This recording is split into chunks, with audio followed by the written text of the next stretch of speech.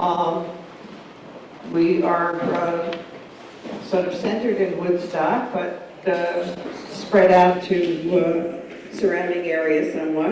And we're a peer self-help group for seniors who want to stay in the community, want to stay active, etc. And as one of the big issues, I think, that we all face, particularly those, even those who have family nearby, is what to do when there are medical problems. And who should you be dealing with? What questions do you have to ask? And we are very lucky to have resources in or near our community, and we are calling on some of them today to give us some of the information that they have. Our first two speakers come from the Resource Center for Adaptable Living. Accessible living. I keep calling it adaptable, but it's accessible. Same idea, yes. Some of you may have dealt with them over things like architectural modifications to your home to make it more friendly to people in walkers or wheelchairs or whatever the problem may be. We are lucky that we have the director here, Sue Hoger, who has been running the agency for 15 years. 18 or more. Sorry, I'm cutting it short. Make me younger, I think that's good. Yeah. And who has been really a wonderful partner with staying in place. And she is, next to her is Kathy Hoffman, who's the director for long-term care supports, and I think has dealt very directly with some of the issues that people dealing with hospitals, nursing homes, rehab centers, or wanting not to deal with them have faced. Then next to her is Zoe Moffat, who is an RN, a gerontological nurse, long word, who is a freelance, I guess, does case management, independent. And finally, we have Sharon Mary Cohn, who is the director of Jewish Family Services. Jewish Family Services, of course, is a nationwide organization that provides assistance to families on a non-sectarian basis. And Sharon is the director of the agency in Kingston and in our area. And also it deals with caregivers, which is a big issue for a lot of us, either needing caregivers or being caregivers. Well, throughout your life, you're either one or the other. Yeah, and sometimes both. Yes. So it's my pleasure I'm very grateful to them for coming. Everybody has put folders out on the table, and I see most of you have taken advantage of that. So without further ado, I'm going to turn this over to Sue Hoger. Hi. So, my name is Sue Hoger, and you can call me Sue. We're going to try to save questions to the end, but I have a bad feeling that... I can't hear you. I have a bad feeling. Is that better? Yeah. Okay. I have a bad feeling that I'm going to use acronyms, and you're not going to know what I'm talking about. Kathy's responsibility is to poke me in the ribs if I do, to make sure that what I'm saying makes sense. In the long-term care world now, things are changing so rapidly.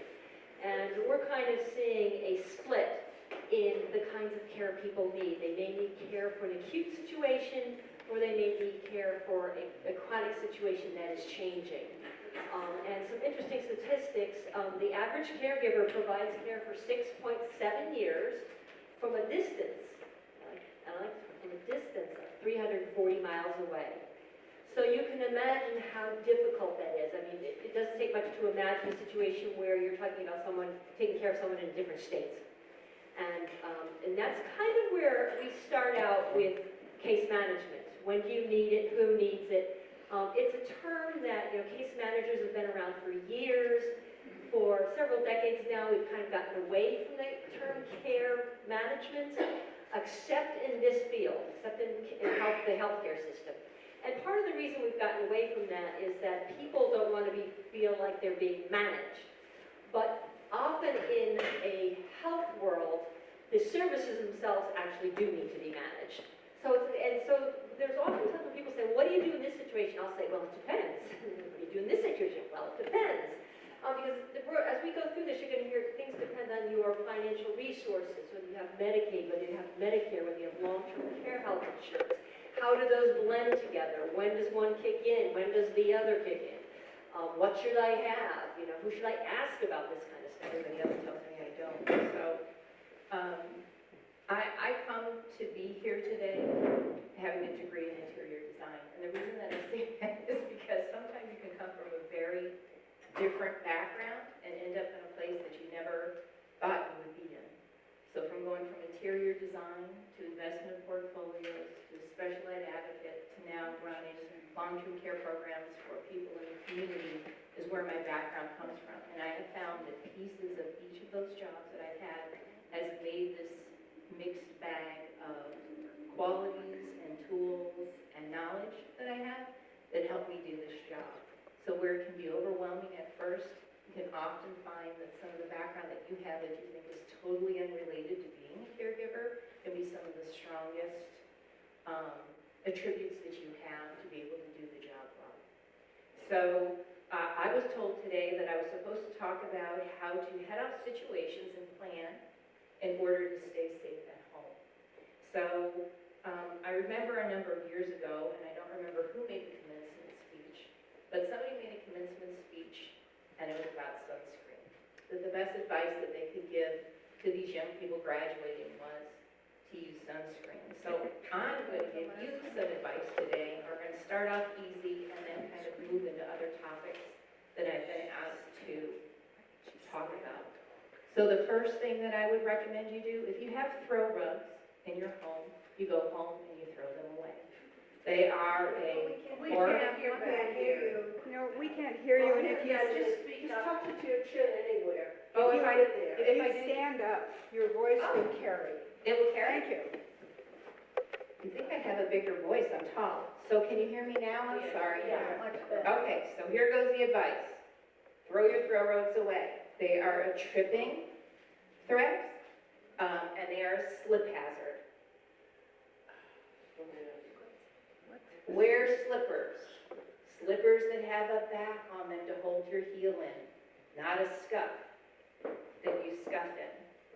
It's another fall hazard.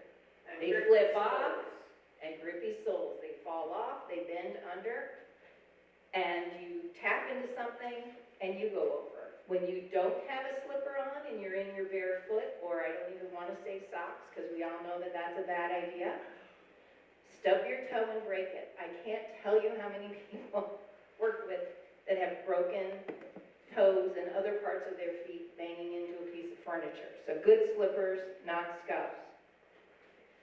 And if you're hospitalized, and I had these handouts, these folders, so if you have one, you can open it up. If you are hospitalized, go to your follow-up appointments. The number one reason for readmissions to the hospital within 30 days is that you don't do the follow-up appointments that were part of your discharge plan from the hospital. And a lot of times you go into the hospital, and the day before you went to the hospital, you were able to drive your car. And the day you came home from the hospital, you weren't. And so it becomes a difficult thing to get to the doctor or the therapist or whatever other appointments you have when now you can't drive anymore. And so this was a sheet that the Long-Term Care Council and our CAL worked on together for transportation options for people who are being discharged. They actually have this, I think it's printed on green paper at Health Alliance of the Hudson Valley. Is that the name of the hospital now? And they hand this out as part of the discharge plan, so that individuals who cannot drive themselves to the doctor know what their options are. Number one reason for readmission, number one. Number one, and that's why the Long-Term Care Council decided to do this sheet, because a lot of the reason that happens was the individuals just literally didn't know what was out there that they could do, because they always had a car. And when you come out of the hospital, you don't always feel great. So it's not your best thinking time, so. Why isn't there a reason for readmission? Because people don't do their follow-up, or they don't get their medications, they don't follow up with their doctor, you come home on different medications, and you take those in addition to what you were on, where you needed to see your primary care provider because now you're taking too many medications, and so you don't get better, you get worse, you have something else happen to you.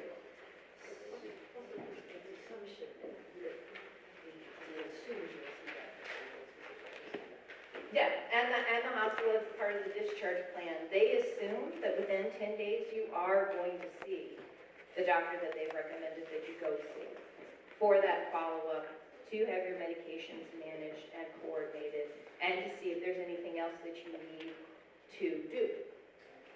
Sometimes, like I said, you can go home and end up not feeling better.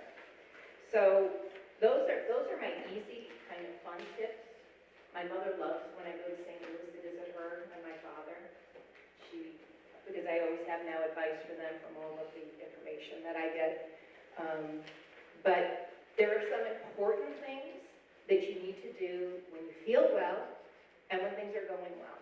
And some of us in this room have already done them. Some of us did them when we were in our 20s and have updated them, and others of us have thought about it, and then it's depressing, and they don't like to do it or talk about it. But I don't have any inhibitions about that. So, advance directives. You need to have advance directives in place. I'm not young anymore, but I'm not as old as my parents, but I have mine in place. So there are options. Medical orders for life-sustaining treatments, the MOLST form that New York State has. It's a form you go through with your doctor at a doctor's appointment. What steps would you want taken based on you being in a situation where you are no longer the decider? You were in a car accident, you fell and you hit your head, or something else catastrophic happened. We all know what we want, but what speaks for us when we can't communicate that anymore? So that's a great form. It's for life-sustaining treatment. So you talk to your doctor what you want and what you don't want based on what the medical condition would be. Healthcare proxies. Sure. So it's just my job to interrupt Kathy. I just want to give an example. I think examples of my own life and everybody's real life when they think about it are most powerful. When my father was diagnosed with an end-stage disease, he promptly changed his healthcare person from my mother, who he wanted to be his spouse at that time, to me, who was a different generation. And we were at the doctor's office and we were filling out this form, and it had been filled out before, but we were updating it with this new knowledge.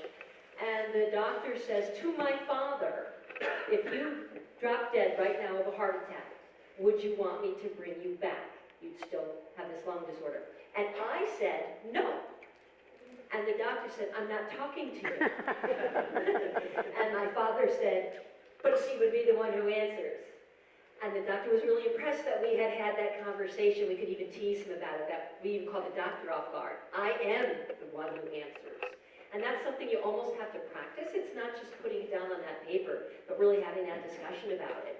Because when you have to say those words, and the doctor made us practice, that's really what he was doing. And my father's like, you're not catching me. Ask her. It was a good moment. We really felt much more prepared. So some of these things seem odd to prepare for, but it's kind of like cracking a barrier that we don't always talk about when it's easiest. So sorry, Kathy, but She just keeps taking my next best points. I've circled stuff, I put little stars, I'm just thrown off. And I don't have my reading glasses on, so I can't. She doesn't know what I'm, yeah. So, healthcare proxy. Your healthcare proxy, who will be the decider if you can't be the decider? And who will be your alternate decider? Because I know in my situation, who did I pick? My husband. But at our age, what would be a most likely thing to happen to us? A car accident, and we'd probably be in the car together. So who would be the alternate if something happened to both of us? Very important. That healthcare proxy names who your decider is going to be and gives an outline of what your decisions are. They're going to speak for you, but it has an outline of what you think you want to have happen, and now you're giving that authority to your healthcare proxy. A living will expands on what that healthcare proxy says so that you can be much more detailed. Again, thinking about what it is that you want and expressing that. And then your power of attorney for other legal decisions, because who makes your decisions if you can't decide anymore? I run a program that we take care of and help people stay in the community that are nursing home level of care. And in that program, we have a lot of people who have Alzheimer's and dementia. So those types of decisions about who will make your decisions need to be made before you can no longer make your decisions. I have people who are perfectly healthy and otherwise, but cognitively, they are not competent to make decisions anymore, and it becomes a problem when the family realizes they need a power of attorney and that individual doesn't have the power to give the power away. What happens then? Well, it depends on the situation. You can end up in court. If the family agrees, then things can just go along because they will ask the next of kin. But families don't always agree. Situations are different, and when a crisis happens, some families who did agree stop agreeing as well as they used to. And I see that a lot in my work. So it's a gift that you give to yourself, that you give to your spouse, that you give to your partner, that you give to your friends, your children, that they know what you want before those types of decisions have to be made. So you need to ask yourself, do I have it? Does your doctor know that you have one? Now, if you've done a most, the doctor knows because you fill it out with them, they have to sign off on it. But a healthcare proxy that your doctor doesn't know about, a living will that doesn't tell him the types of decisions that you'd like to have made, doesn't really help anybody. Does your healthcare proxy and power of attorney know that they're your healthcare proxy and power of attorney? I can't tell you how many people and situations I've been in where the healthcare proxy didn't realize that was their job. And so we were in a situation where it was time for them to make some hard decisions.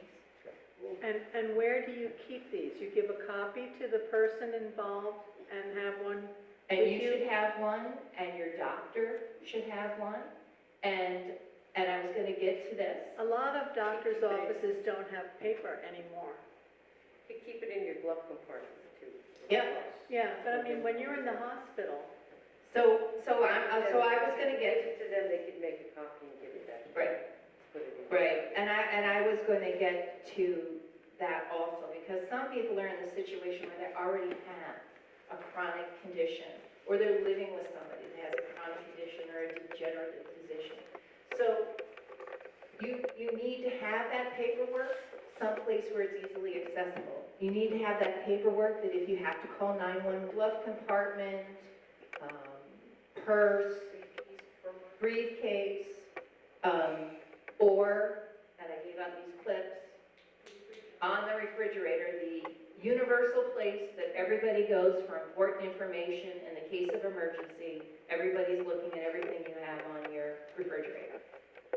So, but you need to think about that, and your healthcare proxy and your power of attorney need to know where those are. And it's good that your doctor knows ahead of time what it was that you felt you wanted if something happened, because that helps them guide your healthcare proxy to understand the type of decision that they're making when they're asked to make a decision.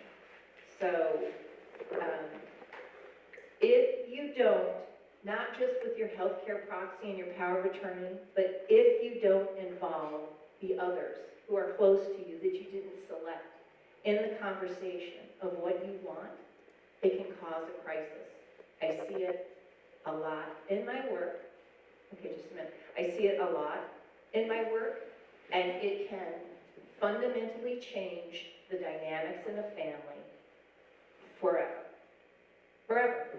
People who will never speak to each other again, siblings. It's been amazing, some of the meltdowns, and I'm sure if we had a nurse from the local hospital here who works with this type of paperwork, it can really be a problem. And in the case of a crisis, when things aren't clear, then it also makes the decision-making process, if you can't make your own decisions, murky. Because then the hospital has to worry about what your intentions really were if it's not all in writing and all your children are agreeing. Yeah, I have a question. I'm going to help Quest, and they stand in, I have all that information. I got it from a place called Five Wishes, and it's really detailed. Now, if you end up in the hospital, will somebody call the doctor's office? I mean, it's all, they see what's in your file? We're in a beautiful and scary world of the electronic health record, and now most doctors' offices and hospitals in the area use those systems, and those systems communicate to each other. So they actually would be able to look at that. But you should always make sure that whoever you're choosing as your healthcare proxy who's going to speak for you also has that information. And one other question. We talk about the refrigerator. If something should happen, I mean, I have all that, the health proxy and all that kind of stuff. But if there's an emergency and the ambulance comes, I have on my refrigerator, I don't want to go to the local hospital, I want to go to Vassar or Albany Med. Can you put that? Will they honor that? I don't think so. I think the local emergency has to. Yeah, but I think you can request that. You can request a hospital, there's no rule that the EMS has to take you there, so they might or they might not. And the reasons they might or they might not is if that hospital has a specialty in what they believe your emergency is, they may do that. Otherwise, your insurance and no one else's insurance will pay for it. So that's, that depends thing I said early on, this is one of those depends things. So sometimes they will and sometimes they won't. So it's not something you can count on, but you could certainly ask. Do they have something even if you sign okay? I'm just curious, because that can be a serious situation where you end up in emergency. And again, those questions are good questions, but every situation is different. So depending on what the medical crisis is, what the timing is like, what the specialty is like, will drive how that happens. It's not going to be something that we could answer here. Put a note on the refrigerator. I can answer being. I'm just going to ask at this point that everybody save their question so that we can get through with all four speakers. So everybody has something, I think, valuable to tell us. And then at the end, we will definitely have a question and answer period. Okay, so that was the planning for before you're hospitalized, okay? If you are hospitalized prior to discharge, hospitals are responsible for teaching you or your caregiver that you identified how to do any medical needs that you have. So if you have a wound that needs to be treated, if you have a trach tube that needs to be treated, if you have whatever those medical needs are, they are to provide the training before you go home, number one. Number two, if you need to have services in place, and you're eligible to have services in place, those services need to be in place, which means they need to be up and running. Not we call them, and they should be calling you next week, but up and running before you go home. If the trainings haven't happened and the services aren't in place, then it's not a safe discharge. So what you need to remember is unsafe discharge. And that buys you more time for that other planning to come together and those supports to be put in place. Right, it's just a phrase, unsafe discharge. You just start hollering it. Really key. Yeah. So, and they might say, we're gonna call Adult Protective Services. Good. 340-5400. That's the number. Call them. Call them because they'll come in and tell you to do your job. So, you need to make sure that everything's in place. People start to feel very pressured. They need to start worrying about money. When what they should be worried about is having the care plan in place. And you need to push back before you go home, and you need to make sure that your caregiver doesn't cave in and say, oh, that's okay, I'll bring them home. Because when we get into a crisis and I get a phone call and say, uh-oh, it's usually a spouse or a child that's been guilted in to saying, okay, we can manage, we can do it. But it wasn't something that was manageable without having that training and the services in place. So having equipment in place. Sometimes we have an emergency and we go into the hospital and we can't plan for that. But certainly if you have a planned hospitalization, we have a beautiful loan closet, and there's a brochure in here about our loan closet. We have items that you can come and borrow. It's a nominal fee, and we have some really nice equipment. You could start looking at your house now about things that might be becoming a hazard. I lived in a farmhouse. It didn't have a stair rail up the bluestone steps to the front door. I don't live there anymore, but if I did, it was time to put a handrail in because it's dangerous. It was dangerous when I was in my 20s. I just didn't have any money to do it. Now I would put the handrail in. So if you start looking at things like that, anything that would be a barrier for you to come home, that would take time, and you finding the funds, and involving construction, is something that you should start planning for now, and not wait for something to happen. Because when, in my work, when I look at somebody go from hospital to rehab, to then a nursing home slot, it's because they couldn't go home. And when we figured out what needed to be done in the home, that was going to take time.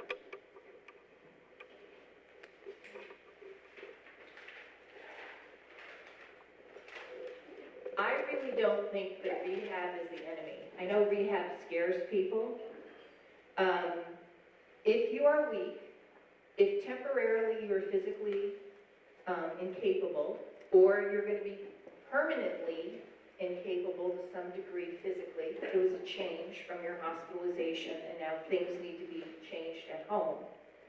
If you have a transportation issue because you cannot drive yourself anymore, if you need a lot of therapies, then, and you don't have support at home, then rehab makes a lot of sense.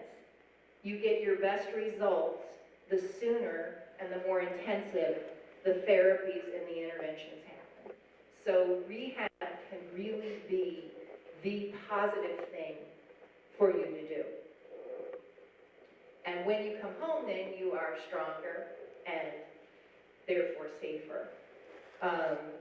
An alternative to rehab, if you have Medicare, after a hospitalization, if you need skilled nursing care on a daily basis, you can go home and get up to 28 hours a week of personal care aid services paid for by Medicare.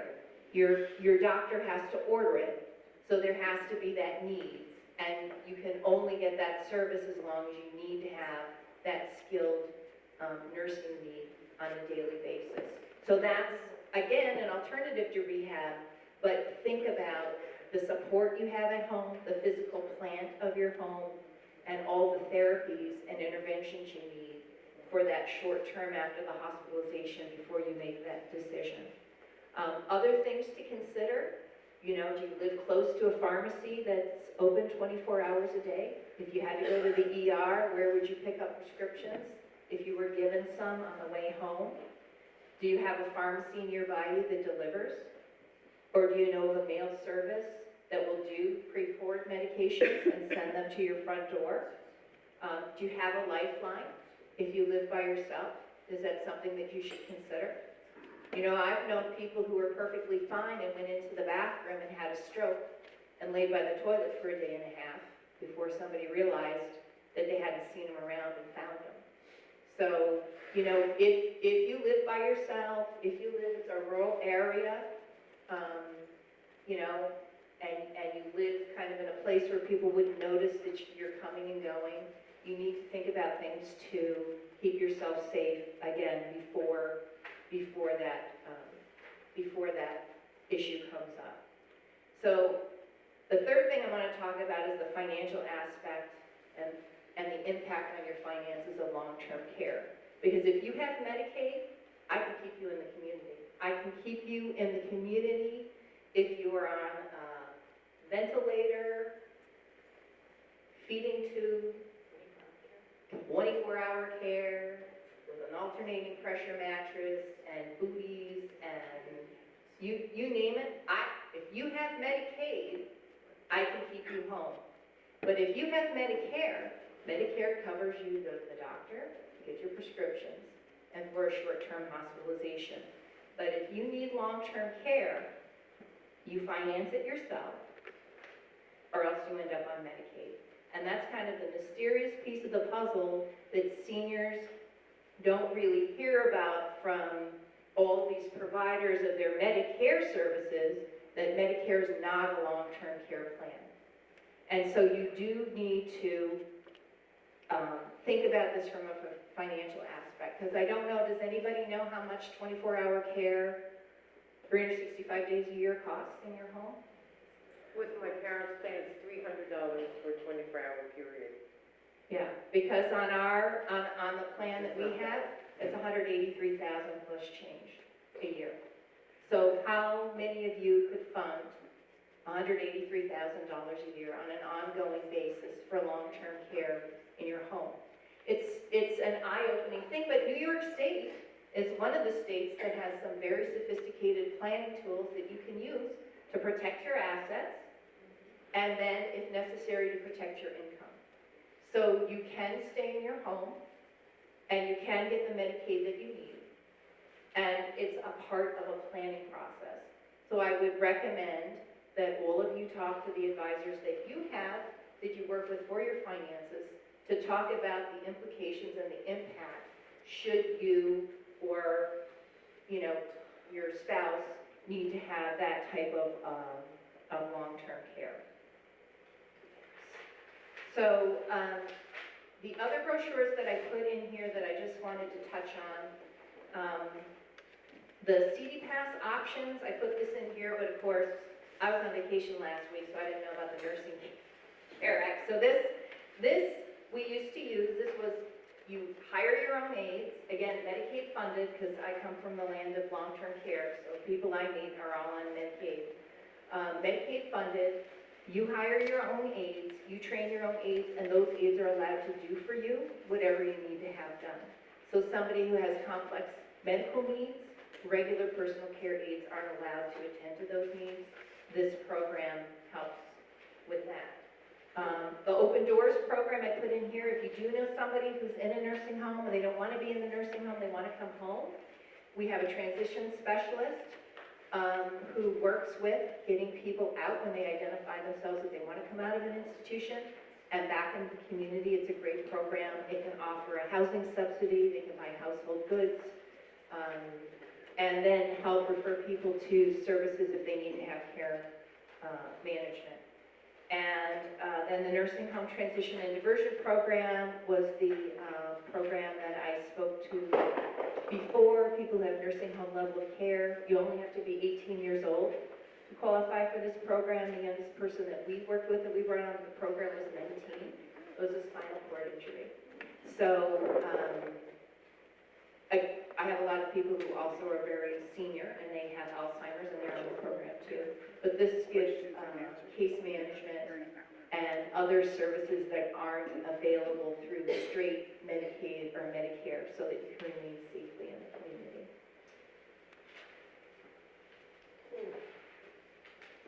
I think that was enough to think about, right? But you got your magnet clip, so.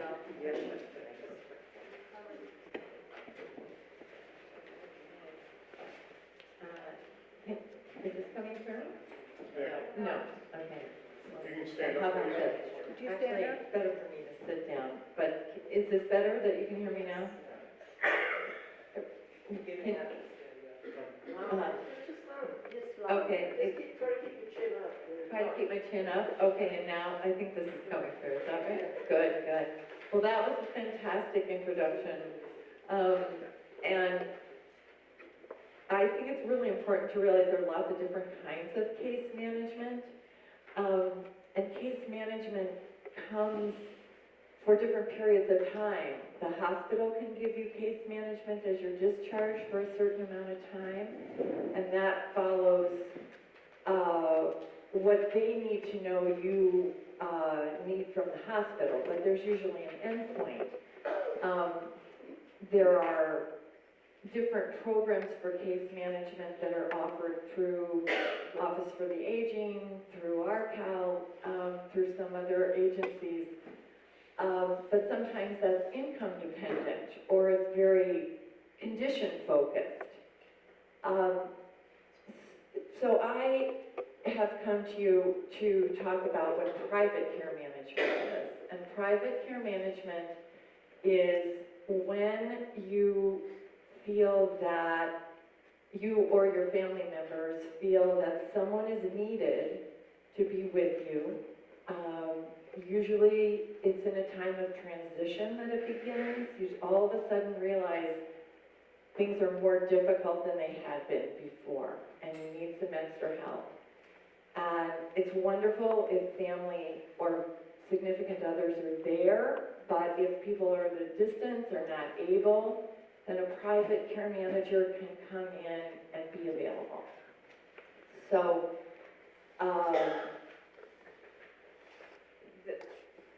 there actually are a few long-term care insurances that are beginning to do a little bit of payment for care management, which is great.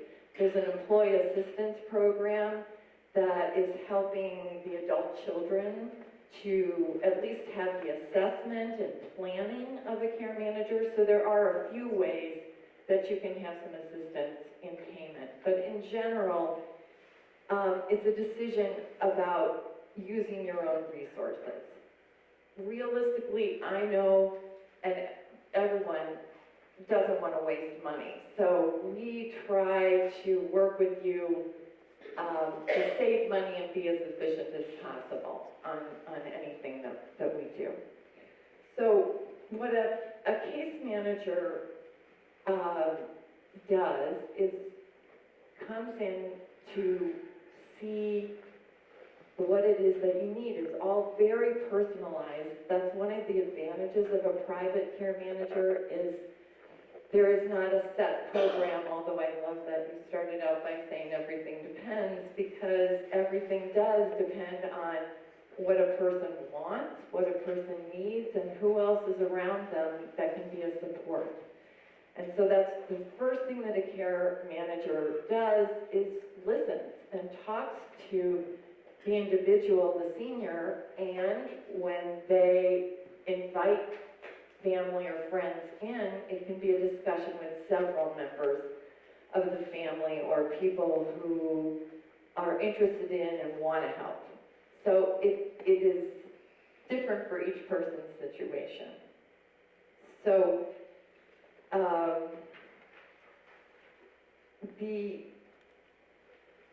a care manager can be everything from a planner, and I also come from a background that is mixed. I was an RN in orthopedics in the hospital, so I've seen many people helped enormously by good treatments and therapies. But then I had 20 years in another profession in art and photography and publishing, so I was a producer and I knew how to find things out quickly when I didn't know anything about them, and I actually bring that to everybody's situation because we all come into something that's new, it's a change, it's not working, it needs something new, and we have to be creative and resourceful and find out what's out there. So the first thing that we do is do an assessment and look at what each person's preferences are and who might be out there. And that can mean letting them know about the agencies that are in the county that they didn't know about, and we work with them and we work with other case managers. Or it can be researching things that are completely new, like a music therapist, or there are bibliotherapists. There are people who come and read to a person who's in a recovery period. Or we help them find people who could be handymen or do things, small things that need to be done. So I just want to say that private care management is very individualized, very personalized.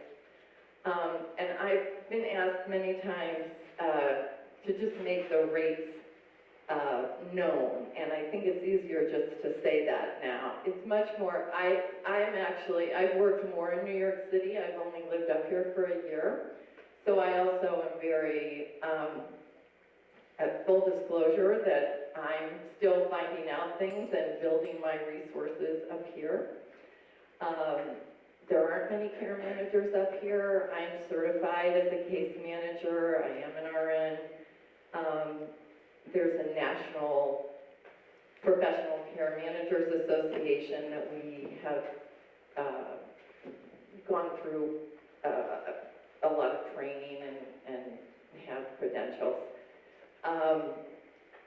But what I'm charging here is $100 an hour. That's at 15-minute increments, and if it's something very simple, I'm not bothering with charging for that.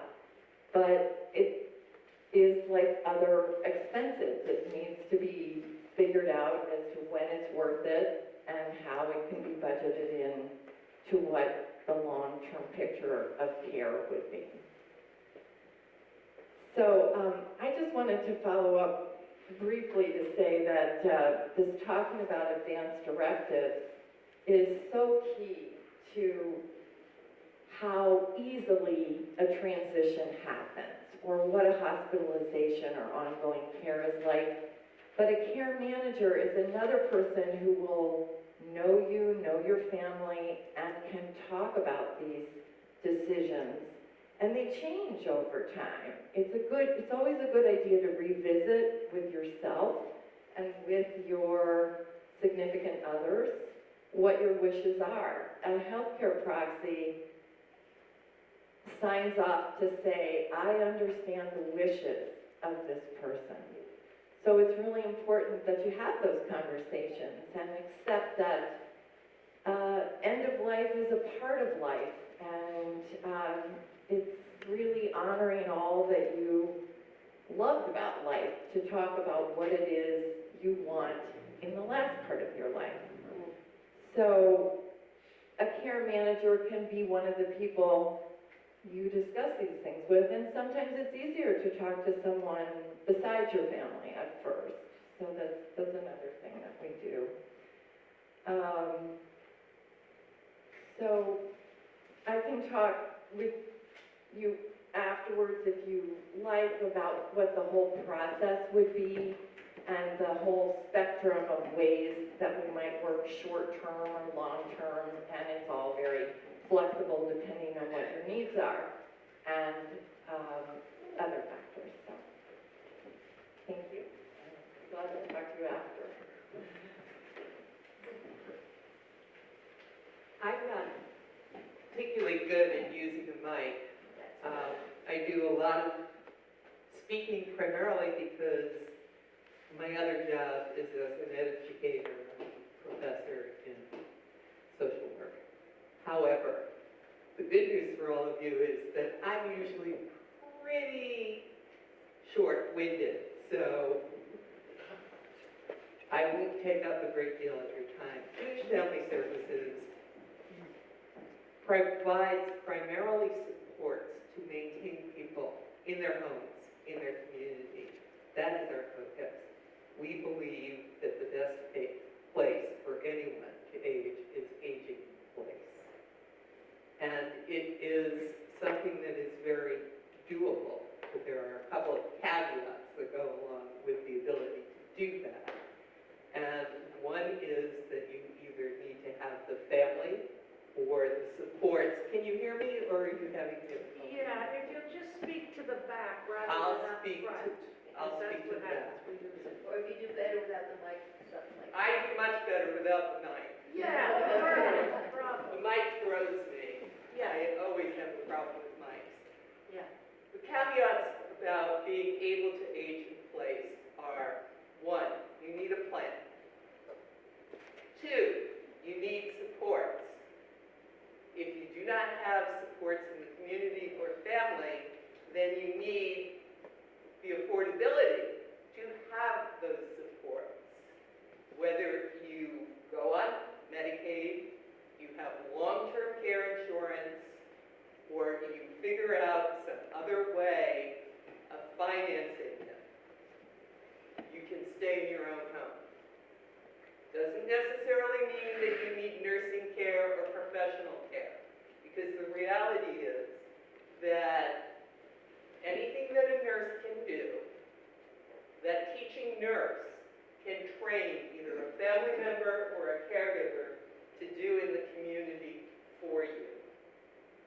And you need a lot of assistance in navigating a system that is sometimes very complex and very confusing. That's what we're all here for. And while we all provide similar services, we work together. We refer to each other. We assist each other. So use us. Get to know us. Make us part of your community and part of your friends. I have brochures over on the table. They outline all of the services that we provide. And if you have any questions, you can always call or you can ask me. Thank you. Before we go into questions, we all gave you the really nice side of this. This is the facts. And when I met with the board with staying in place, I think we got into some of the, oh, this does not go well kind of stuff. And I just want to give you some examples of that. Because part of care management, and there's very different kinds of care management, like Zoe said. If you are hospitalized, or if you are an inpatient, or if you are in a skilled nursing facility and you want to come out, your care manager needs to be the most aggressive, friendly person you've ever met. And I'll give you some examples of that, again, from my own life, so I don't have to worry about HIPAA. When my sister had her stroke at age 52, she was coming to a house full of stairs, up flights for everything. Her criteria for safe discharge had to be that she could do an entire flight of stairs. Their PT people said, we don't have that in our PT room. We have just the 4 steps. I said, you're in a hospital. You have floors. You have hallways that go to the stairs on the floor. Get her to those stairs. Oh, well, they hadn't thought of that. That's how you get out of the fire. That's what Grace would need to do in a fire. So we could have been trained. We could have brought her home earlier. But that would have been the unsafest discharge of all. Because what would have happened is Grace did not have the strength on the stairs. She would avoid the stairs. She would inevitably have fallen. So sometimes that extra 2 or 3 days where you say, unsafe discharge, and I'm telling you, unsafe discharge works like you've cast a magic spell over people. They know you know something. Or the other word you can say to people are ombudsman. I want to talk to your ombudsman. And you'll often have, every hospital has to have one, every nursing home has to have one. They're usually on site at a hospital, not usually on site in the nursing homes. They are there to protect your rights as a patient. And if they know you even know to ask for those people, they're going to back up a little bit and say, oh, why are you asking for that person? Again, I'll give you an example with my sister. We just had trouble right from the get-go in the ER because the cancer complicated the stroke. And as soon as they started to talk discharge, she didn't have the PT in place, there was the insurance problems with the PT, very, very typical kinds of problems.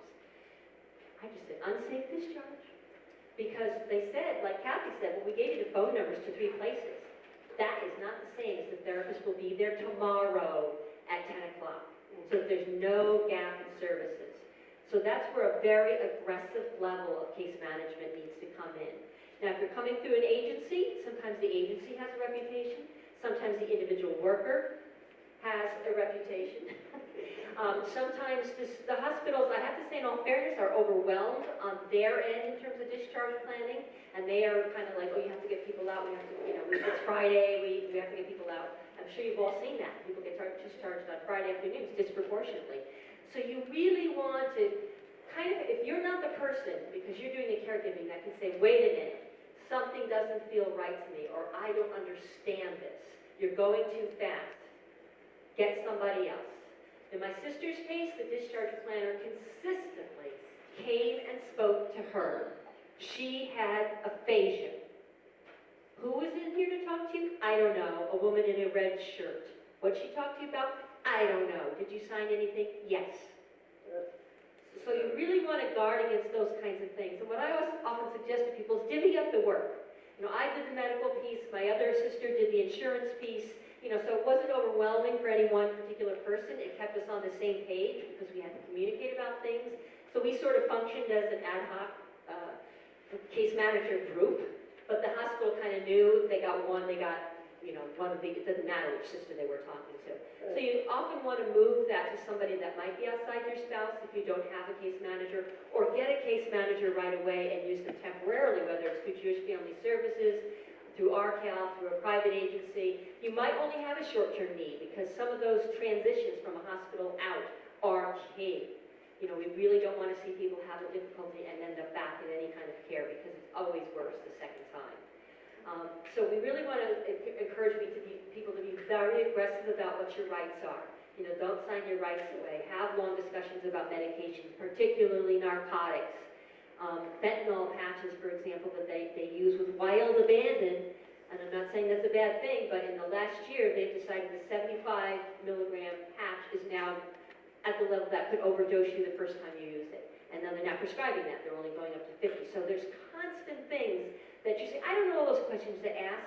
You slow down the case manager.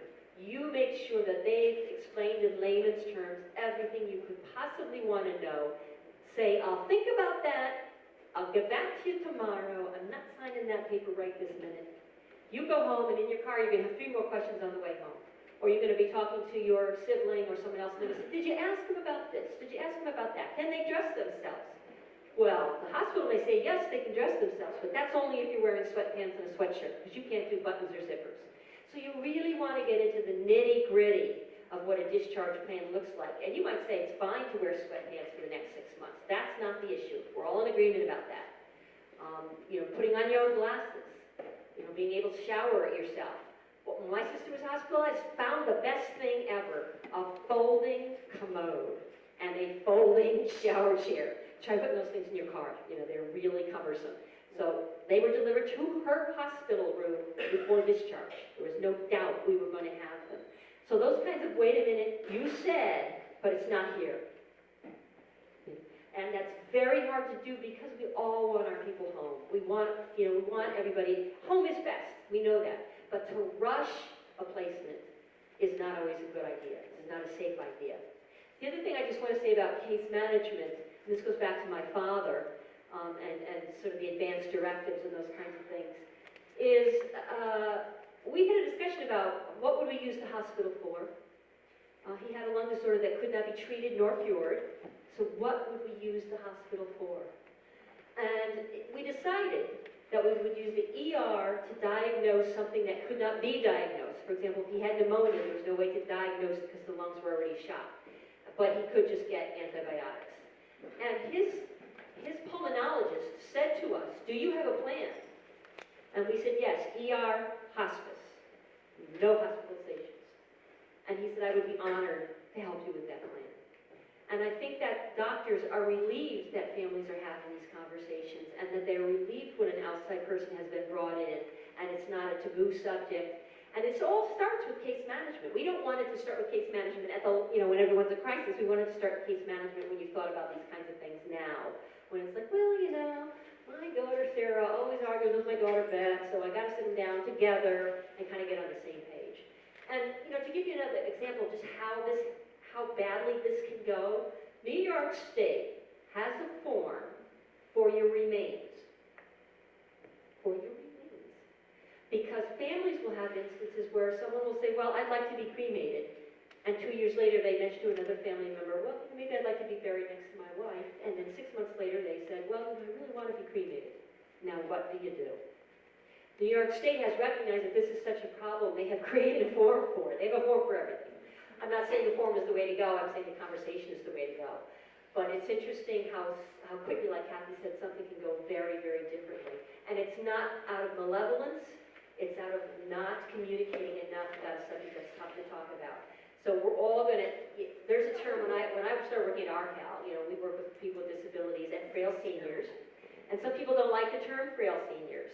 It actually has a meaning in New York State. It means a certain number of medical conditions, so I'm not making that term up. That I'm a TAB. I'm temporarily able-bodied. That something could happen to me tomorrow. And I've taken that very seriously. I have these things in place. And my son, who's 30-some years old, when I say if I die tomorrow, I'd be happy, I've lived a good life, don't try to do all kinds of heroic things. He's like, what? No, Mom, you're not even 60. And I'm just barely not 60. So that conversation for him is really, really hard. It doesn't get any easier the longer you put it off. And so, talk about case management, talk about choice of hospital if you have it, talk about all those kinds of peripheral things, and then get to the heart of the matter. What would I want my last days to be? If I'm at home, is it music I want to be listening to?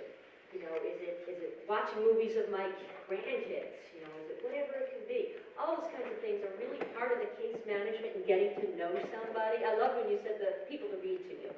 Because if you lose your ability to read just because your eyes are gone or you're too fatigued to read, and you have always been a reader, you read the New York Times every single day, there's other ways of doing that. You can actually get it online, read to you. But, that's the kind of little tiny information referral you want your case manager to know. It's not just about the hospital discharge, but the quality of life things as well. So I just want to kind of plug that it's just not that easy, but you have to get somebody and change that person or ask your case manager, say, I don't get it. Just ask.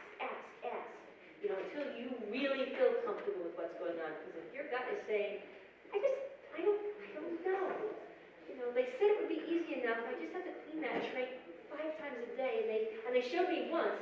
Well, I am under stress. I don't remember anything they showed me. Don't be embarrassed to say, I have no idea what you just said. I have no idea what you just said. Or to videotape it, or slow down, let me write it down.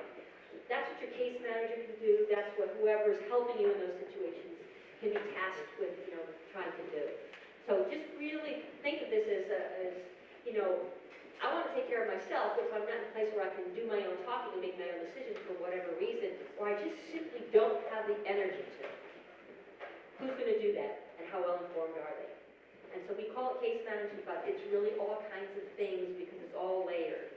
So I just wanted to kind of go back and talk about that. One other thing I just want to mention is, when I said we work with folks with disabilities, the range of people with disabilities varies from 2% when you're under 10 years old to almost 15% when you're over 60 years old. That shouldn't surprise anybody, particularly because our average age is increasing. The 85 is the old 75. The number of people that are 100 in Ulster County is, I think there's over 120 people in Ulster County that are over 100. Yeah. It's just an amazing number of people, and the number of people who are extremely healthy at 85 and 90 and 95. Yeah, I don't know 100. Would amaze you. These are also people who haven't given any thought to things can change very rapidly. So we really are just trying to get the word out there, to people who have to think about that. The Office for Aging does have case management. They also have something called the BIP program, which I mentioned that we also have. We have it as a subcontract through the Office for Aging. It's a massive information and referral system, so it's not really case management, but the way the state has set it up, it might as well be. So, if you don't fit in any of these other programs and you have a million questions, we'll get you a million answers. We might not be able to do it off the top of our heads, but that is what we are tasked to do.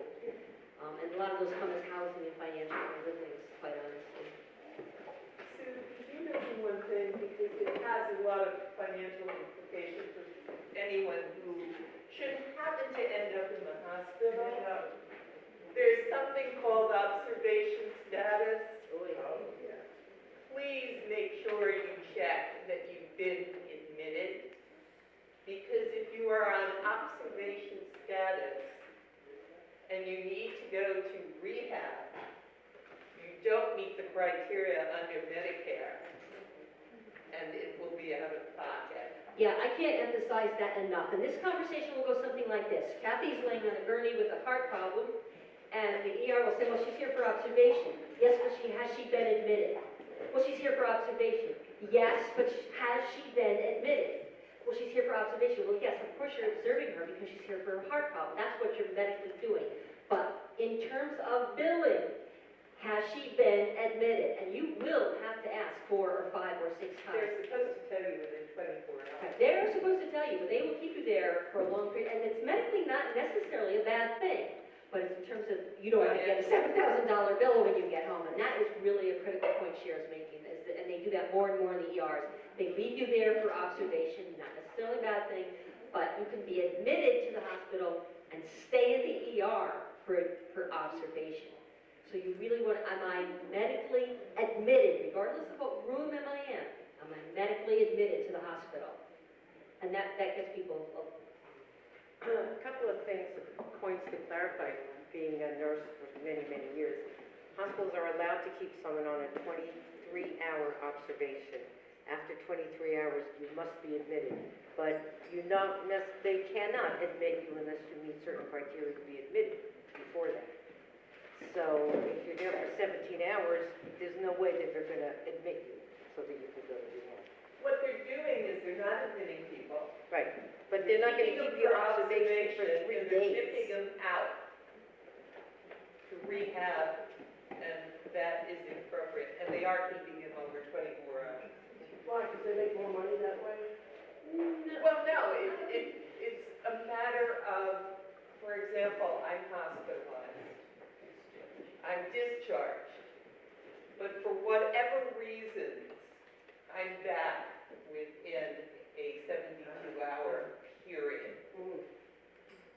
That's a ding for the hospital in terms of Medicare. So I'm not going to be a readmission. I'm going to be an observation. In the past few years, I'm just they've come up going with to, so many regulations. And give New a York quick State is thank the you worst. to Sue Hoger and Kathy Hockman, Zoe Moffett, and Sherry Cohn.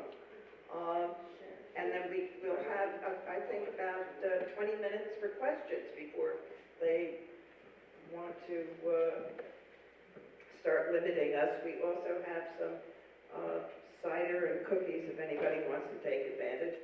And I'm going to hand the microphone back so people can ask questions, and maybe we'll start in here if you haven't asked. I'm having a knee replacement on the 21st of this month. I'm having it at Westchester Hospital.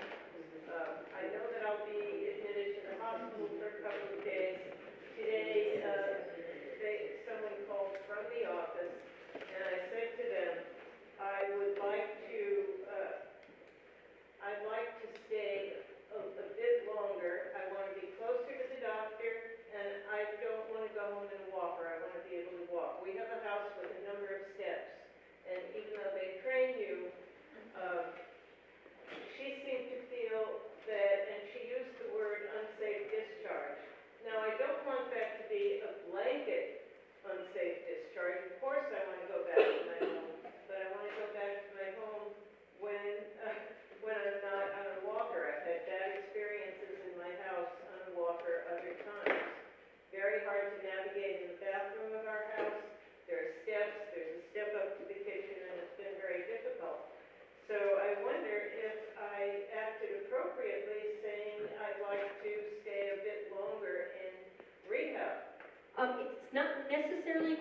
longer? It may be, and this is how you address that question. My bathroom is set up this way. I cannot use a walker in it. Therefore, how do I safely negotiate my bathroom, or whatever the specific situation is? They need to duplicate that situation in the physical therapy room so that you're safe. And you can ask it as a question to them. Are you sure? Do you feel that I really am ready for this? So it's their judgment, but knowing what your circumstances will be. So it's not just that you're directing them with unsafe discharge. You ask them to do an evaluation according to what you're going to be dealing with. Technically, and I recently got this information. My understanding is that if you don't agree to discharge, they can't discharge you. Correct. Discharge is our favorite area, no doubt. Obviously. Partly because of insurance. I know somebody mentioned that question in passing, and I want to give you an example. For discharges, they do have to do evaluations to show that you can do certain things. My suggestion is that you have somebody there if you can. And I'll give you an example. Our bookkeeper retired a couple years ago, and 2 weeks later had a stroke. And she ended up in the Northeast Care Center, and I went to all her evaluations. And they evaluated her, and one of the things we were worried about, we knew actually for a fact, was that she could not cook anymore, so that and nor was she going to even be safe in the kitchen. Now, on safety in the kitchen, you can unplug the stove, you can do a lot of things about fire, but what are you going to do about eating? So it really has to it's kind of snowballs. So in the Northeast Care Center, they have an artificial kitchen set up and an artificial bathroom set up. They go in those areas, they knock over the vacuum, they'll leave the refrigerator open, they'll leave the water running, they'll have a knife pointing in a sharp way, they'll have a pan hanging off the stove, and they see if the person with the stroke notices, if they notice unsafe things. And, when we finished, this was very interesting to me, and this is why you need someone there.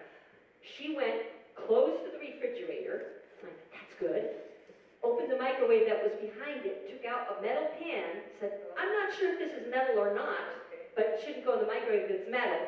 Put it back in the microwave, because she couldn't recognize metal, closed the microwave, and reopened the refrigerator. I was like, oh man, I thought she was doing really good until she undid everything she did. At the end, I asked her, I said, what did you see the refrigerator as? And she said, a bunch of messy food. So what the next therapist has to work with is that visualization, a bunch of messy food, probably is your refrigerator, you need to close it. So you really are looking for those individualized tasks, She doesn't have to worry about tripping over the vacuum cleaner, which, by the way, she walked around 3 times, finally saw it, picked it up. Yeah, I live alone, so I am more concerned with somebody preventing me from going back home. And I have a plan that if I needed skilled care, I have some amount of money that can pay for that. But I also have somebody that is very reasonable, that if I needed somebody to come in every day and make food, they can do that. But she's not through an agency. Can they prevent me from going home? Because that's my fear. If I have somebody that is affordable, if I go through an agency, this particular money's going to be gone in 2 seconds. No, and you don't, no one, if anything, it's the opposite. We're always trying to talk people into longer care, not shorter care. And living alone, I have to tell you, honestly, is one of the things that we use to manipulate the system that we need to keep people in longer. So I have never seen the opposite, that we need to keep you in longer. Because you live alone, I've never seen that. So I would be really surprised if you came Right. from that. No, it's not a problem. Okay. You just have to be clear that you have this, and this in place. Okay. And more likely than not, they're more anxious to discharge you than they are to keep you. And I have one quick question. You know the pieces of jewelry that say "do not resuscitate" and all that Yes. kind of. I wanted to have one made that was very lightweight. There was more like a piece of jewelry. Does the state of New York only allow you to order those from certain places? Or can you, something that says I have a most order and a DNR, just something that's on me that says a lot. No, you can actually order that at a lot of pharmacies, and, you know. Yeah, but those, I want, But I have to those. tell you, I had a dream that I had tattooed on, do not resuscitate. thought about That's how much we talk about, yes, and that's how much we talk about it, but you bring up a good point that we neglected to mention, there's two types of do not resuscitate. There's do not resuscitate if you are already receiving medical attention. If you're home and you have an end-stage illness and you do not want to be resuscitated, you have to have a non-hospital do not resuscitate. It's a different form. And it's a kind of a crazy form because your doctor signs off on it. He says, yeah, you know, don't resuscitate this person. We suggest you put that on your front door. You just put it right on your front door because I know, like, when my father passed, my mother would have had the EMTs do anything.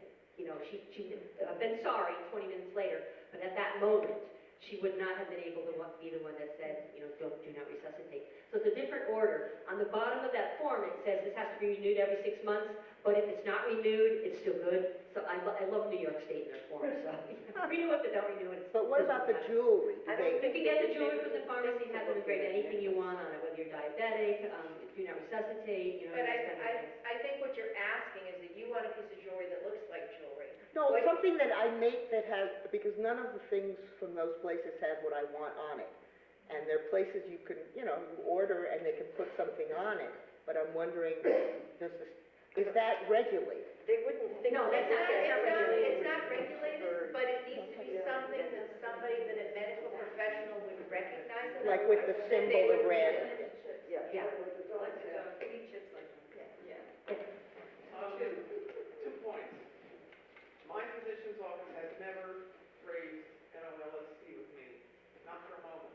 I changed doctors for a while, and I was going to a gerontologist, who otherwise was a totally unsuitable person for me. But he did put me through the NOLST. I went back to the other practice. They still haven't talked to me about it. I think there's a hesitancy on the part of the medical profession to address end-of-life issues. They're there to save you. Well, the other thing I want to say is, I have something, I don't even remember where I got it from, but you stick it on your front door, and it has a red cross on it, and it says, look on my refrigerator door. Oh, that's great. Yeah, that's wrong. I actually asked my doctor for an MOLST form and did not realize that I had to go through it with him. And he just handed me one. He did not go through it with me, et cetera. And it's something, having gone through this with a family member who I didn't expect to have to go through it, who had to fill one out, you know, and who later passed away, that when I next go back, we are going through it and he's Right. signing off. Because it is a medical order, so they do have to sign. The other thing. What is the name of the form again, please? MOLST. MOLST, M-O-L-S-T stands for Medical Orders for Life-Sustaining Treatments, which is a big mouthful, so it's easier to say MOLST. That's on the deal. You can find a copy of it online. It's on the DOH website. Right. Health And website. they're usually in this bright pink, so that they are easily seen by EMTs. And I will say that there's a hierarchy about following orders, and the most trumps a living will, and it's most up to date, it's signed by the doctor and the person. So sometimes an EMT coming to the house may or may not be sure about the do not resuscitate orders, but they almost always respect that pink, bright instructions on the most. The one other thing I just wanted to mention was in terms of discharge, is I've seen this twice. Once with my son-in-law, who had a brain tumor, but once he could walk to the end of the hall, they were going to discharge him. He couldn't speak, he didn't know what a toothbrush was, he didn't know how to use silverware, and we had to really fight with the hospital. The fact that he could walk, I forget what it is, 30 feet or something, did not suit him for discharge. So, and I've seen them use this as the standard in 3 different cases, 3 different medical things. Yeah, I think that walking often is the standard of discharge, and particularly when we're going back to people who live alone or don't live alone, we really try to focus on could this person call for help? Whether it's using a lifeline or using a telephone. If they can't, that's an unsafe discharge. Now, if everybody says, well, we're good with it, then it's not our business, because this is individualized, so we're not making judgments for people. But often we have to point that out to the hospital. If somebody's paralyzed from a stroke and they're only starting to get movement back, the idea of getting across the room, getting to the phone, doing all these things, being in telephone, not necessarily going to happen. So, there are other simpler alternatives that we can do. I have a question. So, I live alone, and if I end up in the hospital and I know that I'm going to need a case manager, and I would qualify, at least very quickly, I would qualify for Medicaid. How do how much, I had an impression that case managers weren't just readily available, that there are waiting lists for case managers. Is this true? Who should you call? Yes and no, it depends. Which agency? You should definitely call everybody, so I'd call both of us. We have different grants, and so that case management looks different under some of these different grants. We have something called Money Follows the Person, which is also an effort to get more people out of nursing homes and staying in the community. That'll get you somebody immediately. They will come out immediately and see you within a day or so from calling our town.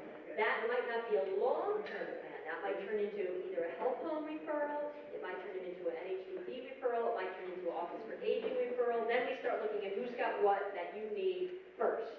And then we try to patch together, and I don't want it to sound like patches is a bad thing. Patching is a good thing because it individualizes your program. Something that involves all the agencies that have something that you need. So you can, and when you mentioned Medicaid, we will help people with benefits and a spend down to get on Medicaid. A lot of people are more eligible than they think for Medicaid, and it's not that I'm trying to sell Medicaid to everybody and increase our taxes, but the reality is, the way our government has set it up for seniors, it's a better way to go. Yeah. To what extent does long-term care insurance act as a case manager? Long-term care will not act as the case manager. No, I mentioned that some long-term care insurance will pay for an initial geriatric care management assessment, but not the ongoing. Although the world is changing, and I've actually heard that one of the employee assistance programs is using care management for some circumstances, but this was just like last week, so I'm going to find out more. But generally, no. Long-term care insurance, which I have to say has saved several of my clients. It is fantastic. When you do need, you can get by with a few hours, and that is covered by long-term care insurance. So certainly worth looking into for aides, not care management. Yeah, and the other way, the wiggle room around this, the dependence thing here, is sometimes a social worker that they will pay for can do some of those case management tasks. Where we come in. Right, that's where I say, we all have to communicate and say, well, here's, somebody that maybe could benefit from you. I just want to mention long-term care, if you guys don't have it. The bookkeeper that we had that had the stroke, she had Genworth and Aflac. She was overly prepared. Aflac paid $6,000 flat out the minute she had the stroke. Then they pay up to you have to provide your 90 days of care, but that's like a car deductible, you kind of choose that. And after that, she had, whatever she has to have paid for that's not covered by Medicare or her insurance, caps out at $325,000. That's a Genworth policy, but around here, that's pretty much the big player. So I'm not advertising for them, they just are pretty much the big player. Genworth will pay for a certain amount of care management. Yes, they will. Yeah, they insist that's part of the process. They send the case, an assessor. And then, and then, like, we got it from my dad, and the assessor from the facility that was going to care for him did their assessment, and then Genworth sent someone to do their assessment. The person from the facility was there at the same time, and family was there, so that we were all on the And same it was page. ongoing? It was that case manager was going to keep with him from the... Yeah. I mean, we have an aide, we have a nurse that we call if we have nursing problems. the place themselves, anytime there's a little question or something, we call them, they get right back to us. It's in Westchester County, because I moved down there to take care of my parents. It's Westchester Family Care, I think it's called. Yeah, really encouraging. Yeah, it's been very, very good. We've got two questions here. Yeah, I'm not currently in it, but I was in a Medicare Advantage plan. And, you know, they call me up to tell me some of the things they do. One of the things they mentioned was care management, but it seems to me like they would be managing your care in their self-interest. Yeah. So I just wanted to ask about that. Can I just mention that, one of the other things that care managers can do personally and help set up a network is when somebody is alone, either because their significant other's family are too far away, or just because they're the only ones left, and having a care manager who can be an ally and be just another presence there, should something come up, is worth it for a number of people to know that there is a person who is on call at those unusual times. So it's just, again, organic, depends on what everybody's setup is, and it can be determined in a group. I have a question. I work part-time, I'm a social worker, and I frequently will catch people who are disabled, they're on Medicaid, and social services has not designated them as a person with disabilities, so they'll put them, you know, they'll have a home like somewhere, and they've got to take buses, and I mean, I end up not doing therapy, but trying to refer them. Who's the person I need to call who can advocate? Apparently, when you go to social services, there's the disabled, you know, people with disabilities, and they get all kinds of good treatment, and then you got the others, and these are people who are older. Are they mental health or OPWD? Well, they have not serious mental health, but stress. But mainly, they need services. They need to be able to have transportation, not be panicked because they have to go, they're homeless, you know, that kind of thing. Yes, there's, you know, the BIC grant that I mentioned, both the Office for Aging and RCAL have case managers assigned to that grant that could provide BIC, Balance Incentive Program. You'll pretty much be automatically patched through to those people if you call and just say, I have a general question. Yeah, and they can provide some of those kinds of assistance to you or to the consumer. What a lot of people don't know is Medicaid, the Medicaid office only takes certain kinds of applications now, so it has nothing to do with Ulster County or anything else. It's a state law, they only take applications from certain kinds of seniors and certain kinds of people with disabilities.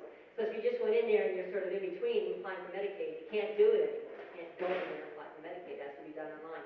So that's where people get tripped up immediately. We're throwing people into these systems and saying, oh, well, by the way, you have to go online, you gotta do this, you gotta do that. If you go to the Office for Aging, you come to our county, ask for the BIC worker, we'll do all that stuff for you. Yeah. BIP, yeah. You can also call New York Connect and be directed to. Well, yes, it is New York Connect is the term. You know, the problem now is a single point of entry everywhere. It used to be, you could Oh, call the we don't office. call it single point of entry anymore. It's no wrong door, open door, or what's the other one? Front door. We've got doors everywhere. Front door, that Front door. gives you fewer people. But the system is still siloed very nicely. Okay, so I would think. Yeah, BIC is supposed to be absolutely cross-silo, except for OPWDD. They have their own door. You're using those. Office for People with Developmental Disabilities, as opposed to Office for Mental Health or Office for the Aging.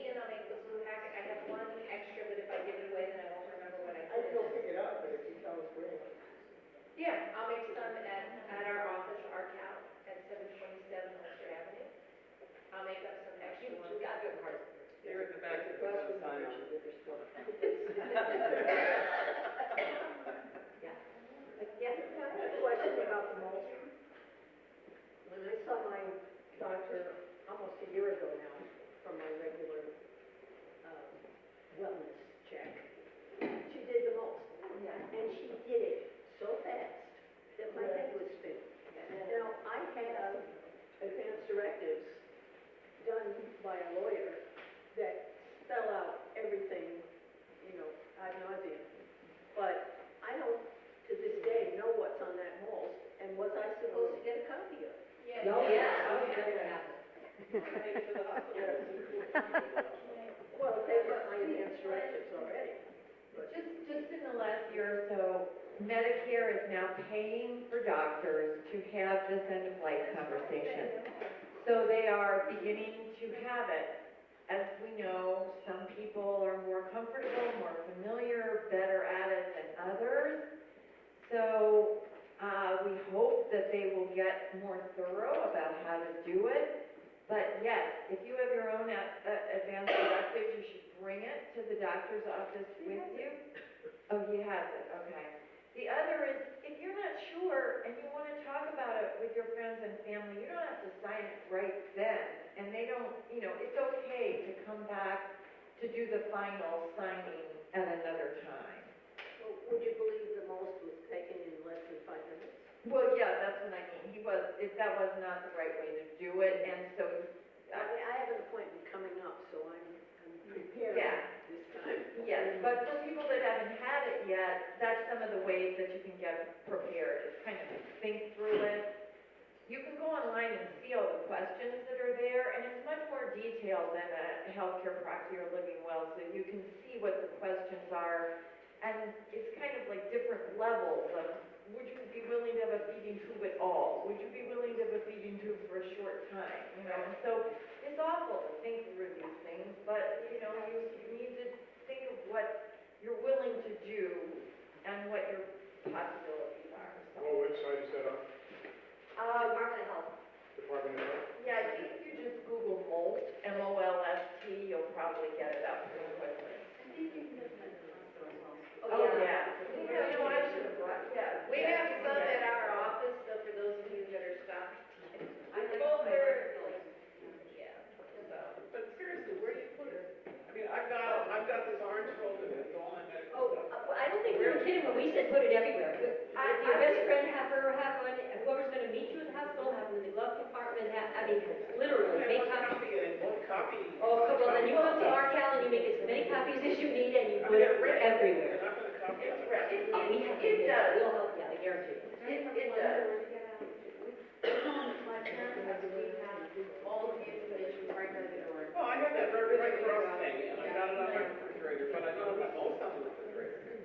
Yeah, You have one everywhere. you can make several copies and make sure everybody has one, but I actually give my clients a bright red envelope to have on the refrigerator, and it's right there, they're obvious. But the other, this is groovy new technology that may be more common soon, but there's something that state sponsors, I think it's ICRO actually even, is making an e-mold so that doctors will be able to, hospitals will be able to access it from the cloud, and all your wishes and stuff will be there. So little by little, more places will have that and be connected.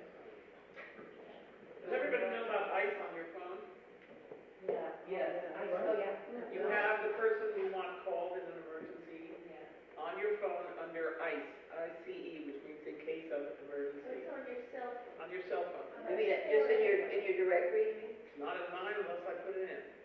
On an iPhone, it actually shows up as a little heart font, and so if you're in a car accident, the emergency personnel can actually hit the heart, and that information will come up even though they're not able to unlock your phone. I know on iPhones, that's what I have, so I know how to do it on an iPhone, but I bet you if you Google it, it'll show if it's available on other kinds of. I don't know, what do you Google? ICE? Yeah. I got a phone, and I don't work for them, it's called Great Call, and you pay like $10 a month, and it has a button, like an OnStar button. Yeah. I actually had the state troopers go to my house, and he pressed it by mistake, but you will have instant, somebody will call you in English. It's a really good service. Yeah, you can get that through the hospital, which is called Lifeline, you can get it through other companies around here. There's nothing on my phone that does that. And you can get, what I think in the last couple of years, you can get one that you can be wearing anywhere, you go to Georgia with it, there's your grandkids, if you fall down, it knows you've fallen down, it'll call and let you know, are you okay? So it's not just restricted to your home. I'm just going to suggest that everybody avail themselves of some refreshments. I have a feeling we could go on forever, which I can understand.